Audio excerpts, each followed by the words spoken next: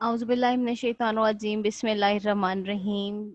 नाज़रीन, आपको मदले इस्लामिक चैनल में खुशामदीद है। जैसा कि आप मेरी अगर वीडियोस देख रहे हैं तो आपको पता चल रहा होगा कि हम मुख्तलिफ़ सूरतों के बारे में, उसकी फ़जीलत के बारे में डाल रहे हैं।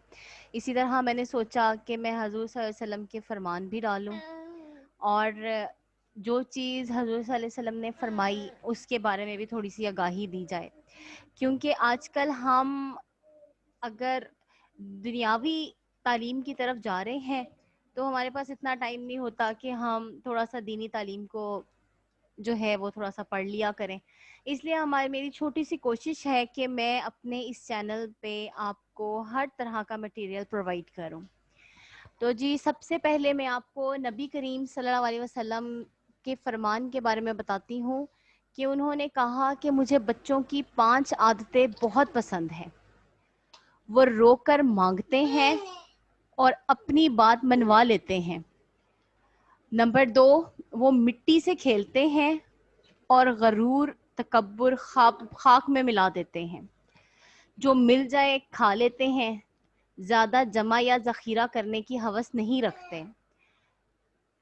नंबर 4, लड़ते हैं, झगड़ते हैं और फिर सुलह कर लेते हैं, यानी दिल में हसद, बुग़्ज़ और कीना नहीं रखते।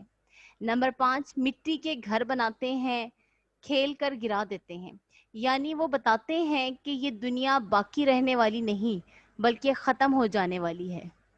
देखें, इस एक फरमान के अंदर हमें बहुत सी चीज़ों के बारे में पता चलता है कि हम इंसान जो है उसमें मैं होती है और वो कहता है कि जी मैं ये कर दूंगा, मैं वो कर दूंगा। उसको ये नहीं पता कि उसके पास अगला लम्हा है कि नहीं है। इसलिए हमें चाहिए कि हम अपनी ज़िंदगी को आजिज़ी पे गुजारें।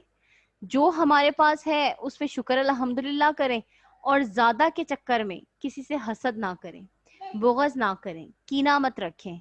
इससे हमारी ज़िंदगी पे असर पड़ता है। हमारे जो थोड़े बहुत सवाब की भी होती हैं वो चीज़ भी गुनाह में शामिल हो जाती है। जी नाज़रीन, अगर आपको मेरी ये बात अच्छी लगी है तो आप अपने दोस्त और अहबाब के साथ इसको शेयर करें।